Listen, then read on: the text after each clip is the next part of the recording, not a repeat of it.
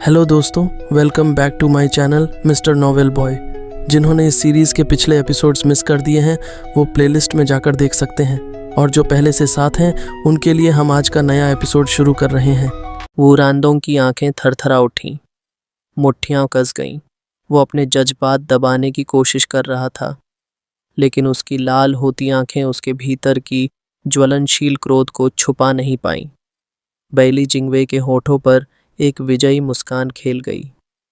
तभी एक सिपाही भीतर भागता आया और झुककर 4 जेड स्लिप्स पेश की। प्रधानमंत्री, चारों दिशाओं से रिपोर्ट आई है। सारी कार्रवाई पूर्ण हो चुकी है। बचे खुचे भागे हुए दुश्मनों का पीछा सोर्ड किंग्स कर रहे हैं। कह सकते हैं कि चारों जमीन अब साम्राज्य के कब्जे में हैं। बैली जिंगवे की आंखों में चमक दौड़ गई।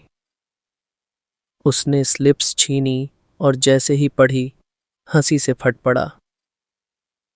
हा हा हा हा, एक नया युग शुरू हो चुका है।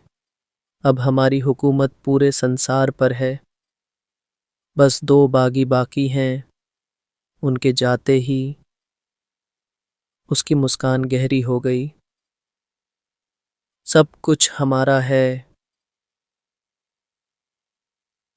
सम्राट सभी अधिकारियों को बुलाएं। राजधानी में सम्मान और उपाधियों की घोषणा होगी। ये उत्सव अभूतपूर्व होगा। हा हा हा। आज्ञा। सिपाही उत्साहित हो गया और आदेश निभाने दौड़ पड़ा। डेप्यूटी ने जाते जाते वू रंदोंग को एक तिरस्कार भरी नज़र से देखा और जोर से कोठरी का दरवाज़ा बंद कर गया। अचानक वू रंदोंग की मुस्कान खिल उठी। पैलेस लॉर्ड की चालें वाकई बेमिसाल हैं। उन्होंने मुझे चेहरे के भावों पर नियंत्रण सिखाया था, और देखो कितनी मुश्किल से मैं बैली जिंगवे के मुंह पर हंसी नहीं मार सका।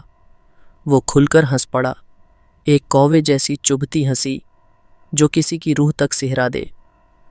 3 दिन बाद डबल ड्रैगन मैनर के हेवन रीचिंग पेविलियन में जिदर सोर्ड किंग अपनी बांसुरी से एक मधुर धुन छेड़ रहा था।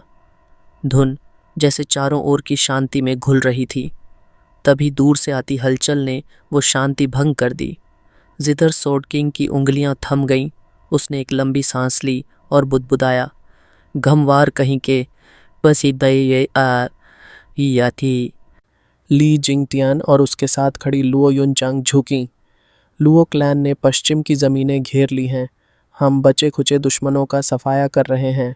आपने बुलाया जिदर सोर्ड किंग। जिदर सोर्ड किंग ने उनकी ओर देखा। सेवा करने वाली क्लैन हो, पर संगीत का कोई मोल नहीं जानती।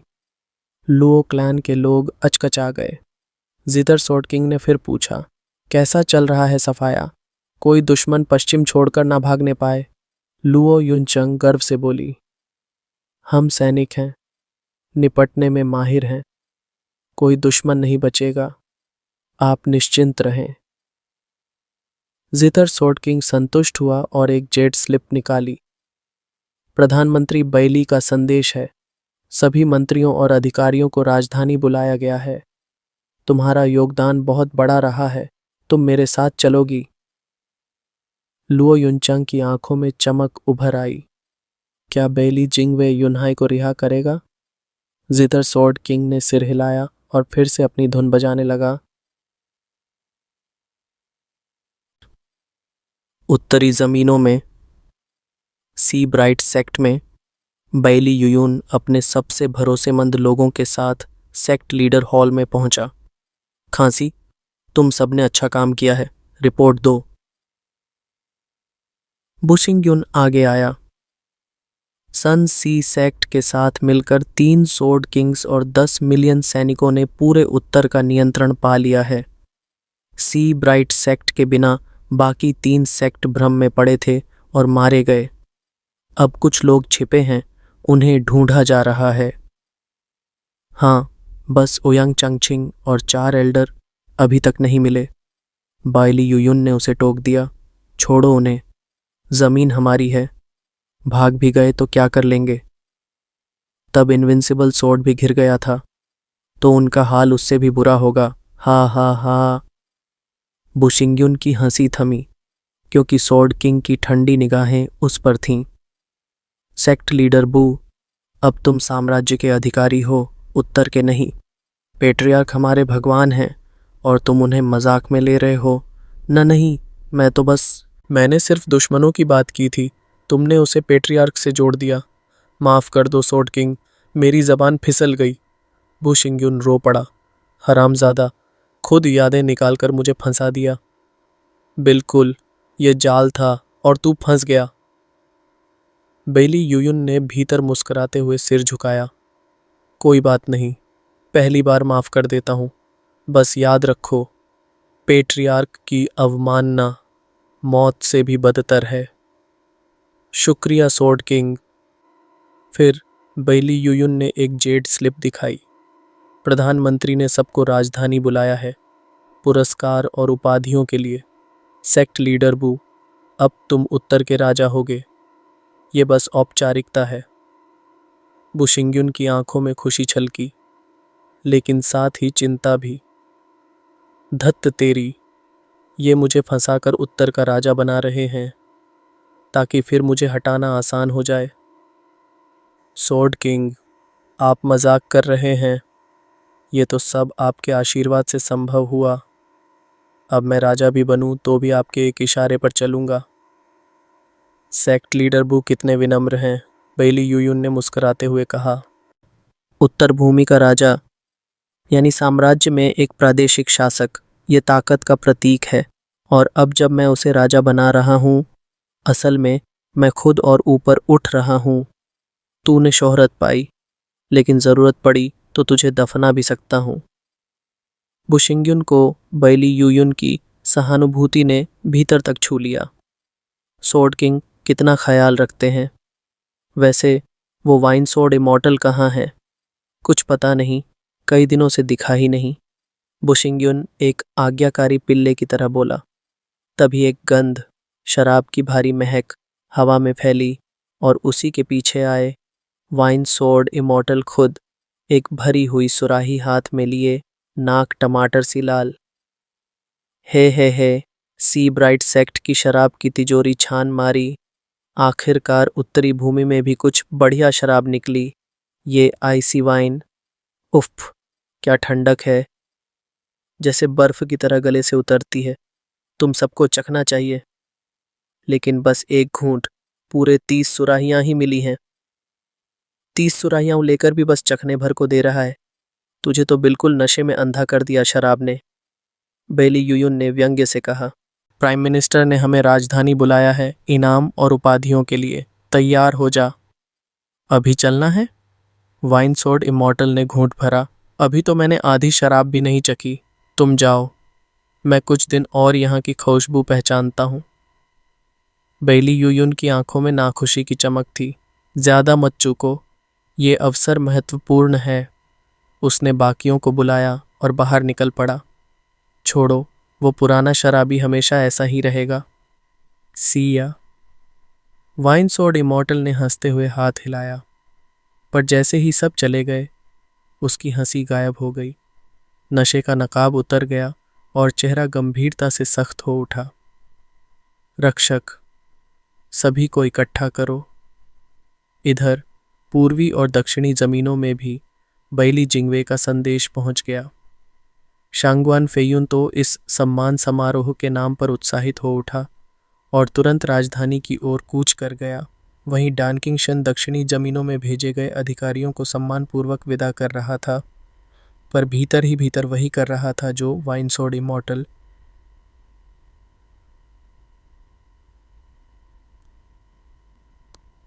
गुप्त रूप से सैनिकों को इकट्ठा करना। इन तैयारियों में वक्त लगना तय था और इसीलिए ये सारे लोग राजधानी 3 दिन बाद ही पहुंच सकते थे। और अब कहीं एक बर्फीले तूफान के बीच एक आदमी बर्फ पर पूरी तरह सीधा बैठा था। उसके सामने हवा में मंडरा रही थी एक काली तलवार, जिसकी धार पर सूरज की किरणें एक अजीब डरावनी चमक छोड़ रही थीं। क्या यह वही है जिसके आने से बेली जिंगवे की चमकती दुनिया बिखर जाएगी? एक अजीब कंपन सी गूंज उठी और जोफान के चारों ओर की स्पेस मरोड़ खा गई। उसकी ऑरा में हिंसक तूफान भर गया था आसमान गरज उठा, हवाएं झंझना उठीं, समंदर बेकाबू हो गया और लहरें तट से टकराकर पागलपन में बढ़ने लगीं। पर एक जगह शांति थी। जूफान का चारों ओर का क्षेत्र जो भारी दबाव में था, मानो कोई ज्वालामुखी फटने से पहले की खामोशी हो। जूफान का शरीर हिला और उसने आसमान की ओर दहाड़ लगाई। आसमान कांप उठा और काली ऊर्जा ऊपर की ओर उठी, सब कुछ निगल गई, यहाँ तक कि सूरज भी काले अंधकार में छिप गया। दिन अचानक रात में बदल गया। यह था जूफान का जेनेसिस स्टेज में प्रवेश, डिमोनिक स्काई। और ये तो बस शुरुआत थी। जूफान एक बार फिर कांपा और फिर ड्रैगन की दहाड़ों से आकाश गूंज उठा।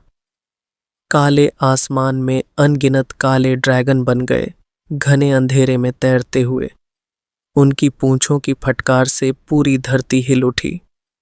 ये कोई आभास नहीं था, ये थे स्वर्गीय विनाश के प्रतीक, ड्रैकोनिक स्काई।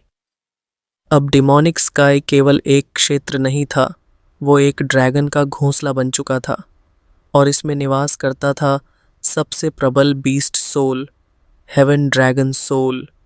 डांकिंग शन की तलवार शक्ति केवल एक उन्नत अस्त्र थी जिससे बचा जा सकता था। पर जूफान का ये काला नरक एक मांस काटने की मशीन बन चुका था। डोमेन सोल और ड्रैगन सोल का मेल, ये एक नए स्तर की सत्ता थी। लेकिन क्या यही अंत था? बिल्कुल नहीं। जूफान की शक्ति थी डोमेन प्लस ड्रैगन, पर उसके पास था एक और रहस्य, एक तलवार। डिंग जैसे ही उसकी शक्ति उफान पर पहुंची, उसकी दुष्ट तलवार उत्साहित हो उठी और बर्फ से निकलकर आसमान में छलांग लगा गई। काली घटाएं उस तलवार की ओर खींचने लगीं। हजारों ड्रैगन उसके चारों ओर लिपट गए। तलवार अब 300 मीटर की बन चुकी थी, जिसकी ताकत से उत्तर समुद्र भी बेकाबू हो गया। जूफान गरजा और हवा में उड़ता हुआ तलवार की मूठ पकड़ ली। बूम! काले बादल फट पड़े। चारों ओर काली तलवार लहरें फैल गईं जो सब कुछ चीरती चली गईं। सुरक्षा बाधा भी अब टूटी जा रही थी। जूफान अब नरक से निकले राक्षस जैसा लग रहा था। अंधकार उसकी हर सांस के साथ फैल रहा था। चारों ओर मौत की तलवारें नाच रही थीं। जैसे ही सब शांत हुआ और आसमान फिर से उजला हुआ, जूफान ने तलवार नीचे रख दी। जहां वह बैठा था वहां की बर्फ अब पिघल चुकी थी। यह वही बर्फ थी जिसे सी आओ ने अपनी हेवन सीलिंग शक्ति से बनाया था, जिस पर इनविंसिबल सोर्ड की एक खरोंच तक नहीं चलती थी। पर जूफान की ब्लैक सोर्ड वेव ने उसे मिटा दिया। अब कोई शक नहीं रहा, जूफान 100 सालों में पहली बार इनविंसिबल सोर्ड से भी आगे निकल चुका था। अरे ओ पगले, तू पागल हो गया है क्या? प्लॉप! समंदर में से एक विशाल सिर बाहर आया, एक आंख वाला CEO जो गुस्से में गरज पड़ा। ड्रैगन सोल, 9 सेरेनिटीज डोमेन, ऊपर से 4 तलवारें। तू आसमान फोड़ने आया है क्या? ये जगह अब तुझसे संभलती नहीं, भाग यहाँ से। देख इस जगह का क्या हाल कर दिया। जूफान मुस्कराया और झुककर बोला, वरिष्ठ CEO, पिछले 100 वर्षों की देखभाल के लिए धन्यवाद। अगर आपने नहीं सिखाया होता, मैं तलवार की इन गहराइयों तक कभी नहीं पहुंच पाता। बकवास! मैंने सिर्फ सोर्ड सॉवरेन की छोड़ी हुई सोर्ड इंटेंट बताई थी, बाकी सब तूने खुद किया। मुझे तो देखना था कि क्या 4 तलवारें जुड़ने से उनकी कलाएं भी जुड़ेंगी। ये तो प्रयोग था, तेरी मदद नहीं। जूफान झुका। फिर भी मैं अब जा रहा हूँ, शायद कभी लौट ना सकूं। अपना ध्यान रखिएगा वरिष्ठ। CEO थोड़ा उदास हो गया। जा तो सही रहा है, पर कम से कम उस लड़की को तो ढूंढ ले, उसे वापस ला। जूफान ने गंभीरता से सिर हिलाया। ट्रू सेल्फ आर्ट के जरिए सॉवरेन पथ संभव था, जिससे अमृता मिलती थी, पर अब वो सत्ता चिंग चेंग के पास थी। चुपचाप झुकते हुए जूफान ने अंतिम विदा ली। CEO अकेला रह गया। वो इंसानी लड़का चला गया, अब सब कुछ उबाऊ लग रहा है। क्या कोई और मिलेगा उस जैसा? हाय। जो फांसी आओ के क्षेत्र से बाहर निकला, जहां दो परिचित आकृतियां उसका इंतजार कर रही थीं। छावेर उत्साह से चिल्लाई, बधाई हो पिताजी, आपने जेनेसिस स्टेज पा ली। गुसांटोंग ने हाथ जोड़कर अंदाजा लगाया, प्रोफाउंड हेवन की पहली परत, मतलब जेनेसिस की ताकत होनी चाहिए। जुओफान मुस्कुराया, जेनेसिस स्टेज 7th लेयर, 7वां, मतलब आपने 7 परतें पार कर ली। कुछ नहीं, तलवार पर ध्यान देने से कल्टीवेशन पहले ही तैयार थी, बस अंतिम कदम बाकी था। अब इसमें तलवार की गहराई भी समाहित है, हालांकि थोड़ा पीछे रह गया। जुओफन गहरी सांस लेकर बोला, मुझे अब यकीन है, 10 सॉवरेंस जिस रास्ते की खोज कर रहे थे वो दूर नहीं है। ट्रू सेल्फ आर्ट वाकई अद्भुत है, हृदय के जरिए डाओ से जुड़ना। अब तू सब महानों का मजाक उड़ा रहा है क्या, जिन्होंने शक्तिशाली विधियां ढूंढने में जिंदगी लगा दी और असली रास्ता किसी आम इंसान के पास था?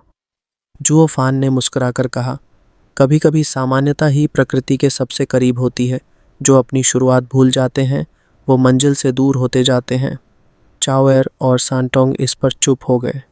वो समझ नहीं पाए, पर जुओफान को एक एहसास हो गया था। लेकिन वो बात की बात थी, अभी समय था अंतिम चढ़ाई का। सब योजना के अनुसार चल रहा है? जुओफान ने पूछा। सब कुछ वैसा ही जैसा आपने अनुमान लगाया था पिताजी। जुओफान ने काली तलवार उठाई। तो चलो, अब मेरी अंतिम लड़ाई की बारी है, इस मॉर्टल डोमेन में। डिंग काली तलवार ने दिशा दिखाई और डार्क डीमन लॉर्ड अपने दांत एम्पायर की ओर गड़ा चुका था। साम्राज्य की राजधानी में सभी महान अधिकारी और मंत्रीगण इकट्ठा थे। आगे थे जितर सोड किंग और लुओ क्लैन, शंगवन फेयुन, उत्तर और दक्षिण दल, जबकि डान किंगशन और वाइन सोड इमॉर्टल 3 दिन देर से आने वाले थे। सॉरी, मैं लेट हो गया। हाँ, 1000 बार माफ़ी मांगता हूँ। दरबार में आते ही हाथ जोड़ते हुए वाइन सोड इमॉर्टल और ड्रैगन क्लीविंग सोड किंग डान किंगशन राजमहल की सभा में प्रवेश कर चुके थे। बैली जिंगवे, साम्राज्य का सबसे चतुर और खतरनाक प्रधानमंत्री, हल्की मुस्कान के साथ बोला, ड्रैगन क्लीविंग स्वॉर्ड किंग और वाइन स्वॉर्ड इमॉर्टल, इतनी देर कैसे हो गई? बैली युयुन ने मौके का मजाक उड़ाया। ये बूढ़ा शराबी एक छुपा हुआ मदिरा भंडार पा गया था, समझ सकते हो ना प्रधानमंत्री? हा। वाइन स्वॉर्ड इमॉर्टल ने उसे घूरा, पर फिर हल्की हंसी के साथ बाकी सभी को देखकर मुस्कुरा दिया। उसकी चाल चलन से सभी परिचित थे। वो यूं ही आता था, हंसते हुए और शराब की महक के साथ। बैली जिंगवे ने सिर हिलाया। वह वाइन स्वॉर्ड इमॉर्टल की आदतों को अच्छी तरह जानता था, पर उसकी नज़र अब डान किंग शन पर गई। और आप, ड्रैगन क्लीविंग स्वॉर्ड किंग, आपकी देर का कारण क्या रहा? डान किंग शन ने शांति से जवाब दिया, दक्षिणी प्रदेशों में किसी की हलचल मिली थी, उसे यहाँ आमंत्रित करने में समय लग गया प्रधानमंत्री। बैली जिंगवे की भौं तन गई। उसकी आंखों में अब जिज्ञासा झलक रही थी। कौन? कहीं ऐसा तो नहीं कि मुरोंग कबीले के वृद्धों को लाने में आपकी ज़रूरत पड़ी? दान किंग शन हंस पड़ा। अरे नहीं, वो बूढ़े लोग इतने समय की मेहनत के लायक नहीं। उन्हें पकड़ने में 3 दिन तो क्या, 3 घंटे भी नहीं लगते। हा। बैली जिंगवे की मुस्कान अब एक तीखे किनारे ले चुकी थी। तो फिर? उसकी आवाज़ धीमी थी, पर उसकी नज़रों में एक आग जल रही थी। थपाक! डांकिंग शन ने धीमी मुस्कान के साथ ताली बजाई। एक सैनिक अंदर आया और उसके पीछे एक ऐसी स्त्री जिसकी सौंदर्य की चमक ने बैली जिंगवे तक की आंखें चौंधिया दी। मुरोंगसुए, प्रधानमंत्री की आवाज़ भी एक क्षण को कांप गई। डांकिंग शन हमसा, सुना था वो इधर ही कहीं थी, तो कुछ दिन और रुक गया प्राइम मिनिस्टर के पास आने से पहले। बैली जिंगवे ने सिर हिलाया और हमसा, ड्रैगन क्लीविंग स्वॉर्ड किंग ही साम्राज्य की रीढ़ है। सदी भर से छुपी मुरोंग सुए को पकड़ लाया। अब मुरोंग लाए और बाकी बचे उनके वृद्धों को बाहर आना ही पड़ेगा। हाँ, और एक खतरा कम। मुरोंग सुए ने एक ठंडी हंसी के साथ कहा, सोच भी नहीं सकते। मैं खुद अपने भाई को नहीं ढूंढ पाई सालों में। वो तो दुनिया से ही अलग हो चुका है। मुझे पकड़ भी लो, वो नहीं आएगा। बैली जिंगवे की मुस्कान अब धूर्तता से लिपटी हुई थी।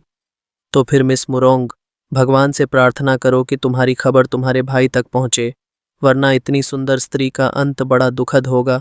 हा हा हा। सैनिक, एक नाम और जोड़ो निष्पादन सूची में।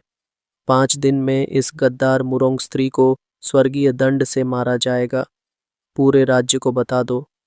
अगर मुरोंग लाए और बाकी बाहर आए तो उन्हें उसकी लाश दे देना। आज्ञा है।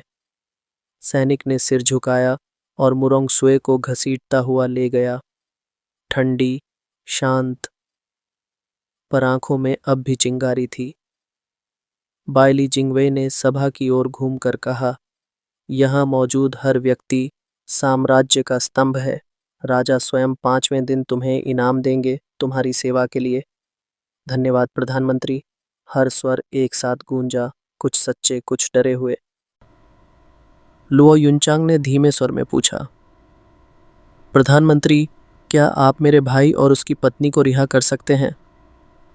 ओह, गठबंधन नेता लुओ, बायली जिंगवे ने दिखावे की याद करते हुए कहा, सैनिकों, लुओ कबीले को गिरफ्तार करो।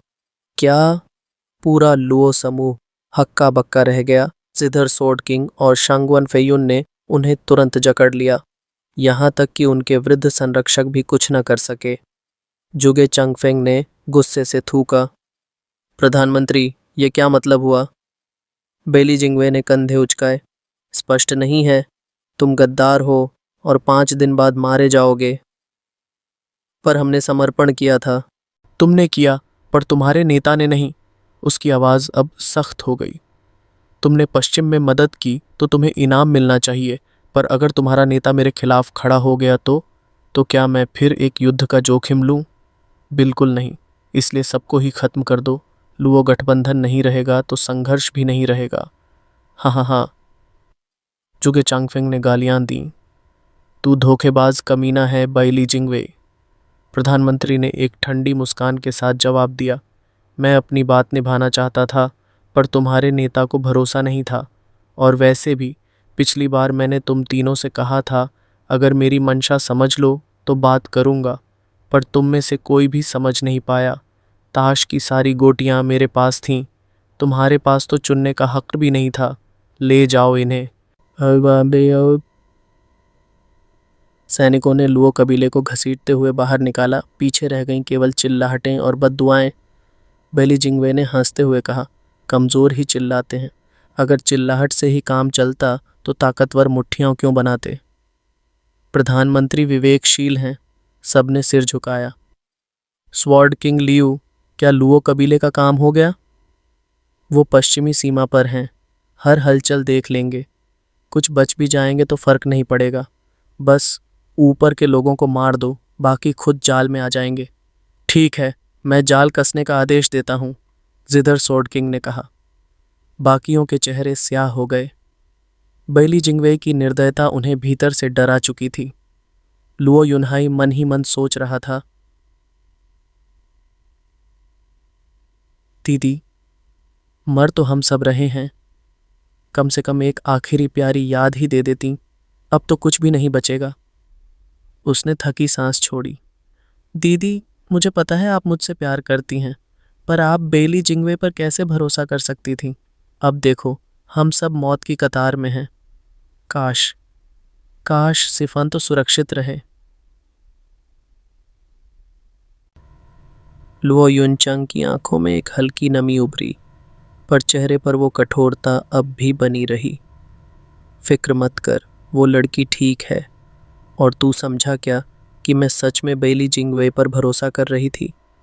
वो हंसी, कड़वी, खोखली। मैं भरोसा कर रही थी। उफ, छोड़, रहने दे। वो चुप हो गई। लुओ युनहाई चौंका। दीदी, क्या आप डर रही हैं? इस कदर? उसने युएहर की ओर देखा, धीरे से कहा, युएहर, हम साथ ही अंडरवर्ल्ड रिवर की ओर जा रहे हैं। तुझे डर तो लग रहा होगा ना? युएहर की मुस्कान जैसे दर्द को छिपा ले गई। कभी नहीं, जब तक तुम मेरे साथ हो। लुओ युनहाई की आंखों में हल्का सुकून लौटा। उसने सिर हिलाया और हल्के से मुस्कुरा दिया। तभी धूप सिर के ठीक ऊपर थी। चारों तरफ चुप्पी छा गई। फिर बाइली जिंगवे की खनकती आवाज गूंज उठी। निष्पादन शुरू किया जाए। कुछ अरे मास्टर्स ने चिन्ह बनाए। आकाश में थंडर की हल्की चमक लहराई। बिजली अपने पंख पसारने लगी। बुशिंगयुन और शांगवान फेयुन के चेहरे पर उत्साह झलकने लगा। बस अब सिर कटें, फिर हमें इनाम मिलेगा, लॉर्ड का दर्जा। साम्राज्य के असली मालिक हम बनेंगे। पर डांकिंग शन और कुछ अन्य लोग एक गहरी सांस लेते हुए बिजली की चमक को देखते रहे। फिर न जाने क्यों दृष्टि बहुत दूर किसी और जा टिकी। क्या वाकई ये अंत है या शुरुआत? कहीं कोई तूफान आ तो नहीं रहा? जुओफान, क्या तू अब भी देर करेगा? रंबल। साम्राज्य का सर्वोच्च दंड, स्वर्गीय प्रकोप, अब उतरने को था। जब स्वॉर्ड स्टार एम्पायर की स्थापना हुई थी, तब राजधानी के मुख्य चौराहे पर एक 12वें स्तर का फॉर्मेशन जमाया गया था। उसमें समाहित था उनके कुलपिता का वॉइड स्लैश, एक दिव्य तलवार कला जो उनके दैवीय तलवार से प्राप्त हुई थी। अब वही फॉर्मेशन जाग चुका था। 12 अरे मास्टर्स चिन्ह बनाते रहे। बिजली आकाश में गरजती रही। धीरे धीरे वो बिजली एक तलवार का आकार लेने लगी। एक ऐसी तलवार जो शरीर, आत्मा और चेतना सब कुछ भस्म कर सकती थी। इस दंड को रोका नहीं जा सकता था। न्याय का चरम, मौत का अभिशाप।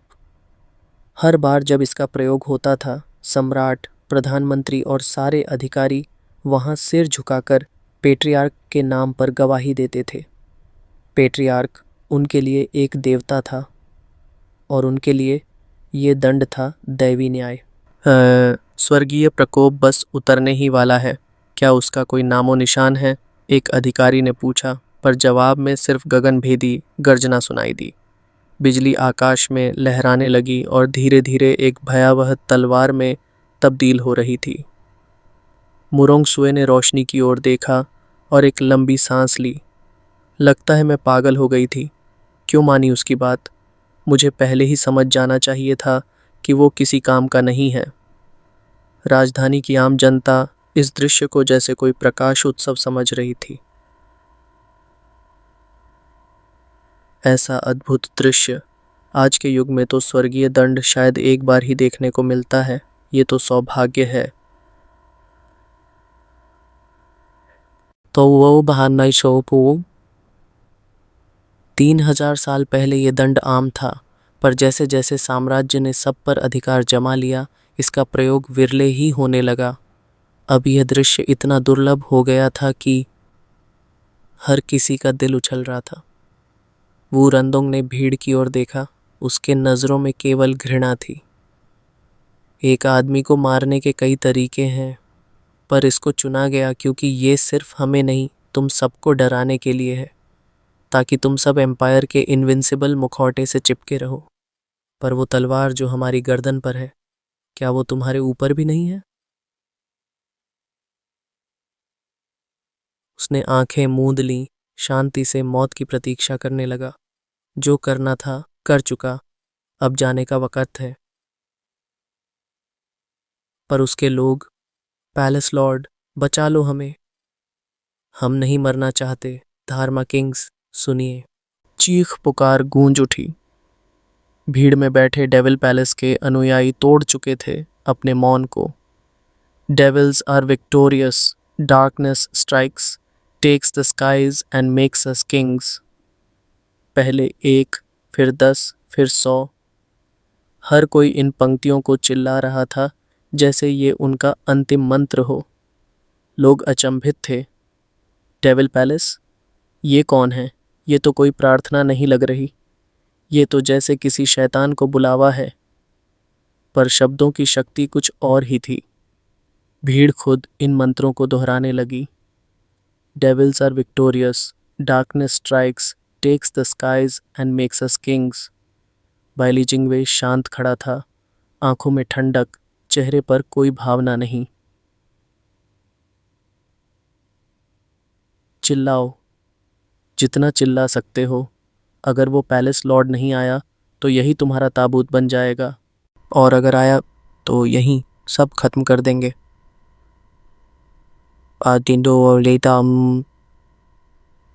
लिंग युनतियन और दूसरे कैदी भी सुन रहे थे ये नारे। क्या ये लोग पागल हो चुके हैं? इतने सोर्ड किंग्स की निगरानी में कोई नेता यहाँ आने की हिम्मत करेगा? चुओफान, उस मूर्ख ने भी समझदारी दिखाई होगी। लुओ युनहाई ने निराशा से कहा, कोई नहीं आएगा। ये सब बेवकूफ़ हैं, सोचते हैं कि कोई शासक उनके लिए जान देने आएगा। पर तभी, चुप रहो युनहाई, लुओ युनचांग ने कहा, अगर वो हमारे लिए न सही, मेरे लिए तो आएगा। लुओ युनहाई स्तब्ध रह गया, घूरते हुए बोला, दीदी, आप कैसे इतनी यकीन से कह सकती हैं? क्या आप उसे जानती हैं?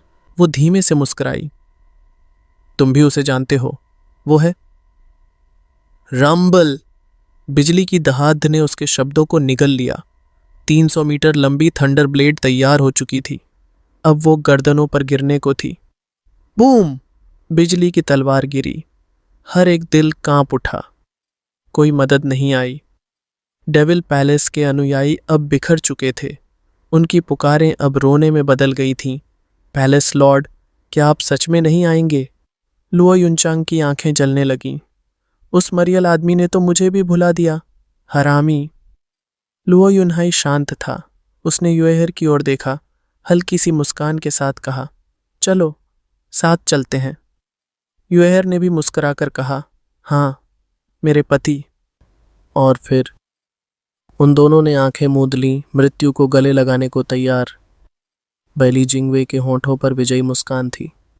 डार्क डीमन लॉर्ड एक छलावा था। हाँ हाँ, सब खत्म हो गया, अब कोई मोड़ नहीं आने वाला। Earth level, devil palm. एक शांत आवाज़ गूंज उठी। उसमें कोई घबराहट नहीं थी, सिर्फ गहरी तिरस्कार। अचानक उस विराट आकाश में एक परछाई उभरी। धीरे धीरे वो सैकड़ों मीटर तक फैल गई और एक विशाल काली हथेली का रूप ले लिया। थंडर ब्लेड हिलने लगी, जैसे कोई अदृश्य शक्ति उसकी राह रोक रही हो। उसकी विनाशकारी ऊर्जा जैसे धीरे धीरे सूखने लगी हो। और फिर वो रुक गई। सभी आंखें फटी रह गईं। जो मृत्युदंड के लिए तैयार थे अब जीवित खड़े थे, अविश्वास में। बाइली जिंगवे झटके से खड़ा हो गया, मुट्ठियां भींचते हुए कांप उठा। वो सच में आ गया। चारों ओर हाहाकार मच गया। लोगों की सांसें अटक गईं। वो रुकी। स्वर्गीय सजा रुक गई। कैसे? बैली यूटियन की अर्थ रैंक मार्शल आर्ट को कोई रोक कैसे सकता है? और फिर एक ठंडी हवा चली, कपड़े फड़फड़ाए, आंखें घूमी, हर सिर मुड़ गया उसकी ओर। एक सफ़ेद परिधान में पुरुष, आंखों पर कपड़ा बंधा था, चेहरे पर हल्की सी तिरछी मुस्कान। वो हवा में तैरता हुआ मंच पर उतरा। उस चेहरे को देख सब सुन्न हो गए। उस मुस्कान में कोई रहस्य था, जैसे सारा ब्रह्मांड उसकी हथेली में हो। चुओफान, बैली जिंगवे की चीख निकल गई। आवाज़ कांप रही थी, आंखें भर आई थीं अविश्वास से। हुश! 10 स्वॉर्ड किंग्स खड़े हो गए। नजरें उस परिचित आकृति पर टिकी थीं। कुछ की आंखों में हैरानी, कुछ की आंखों में राहत। और फिर बाली यूयू की आंखें भर आईं। उसने होंठ भींचकर एक धीमी सी हंसी दी। वो लौटा है, वो नालायक लड़का अब भी जिंदा है।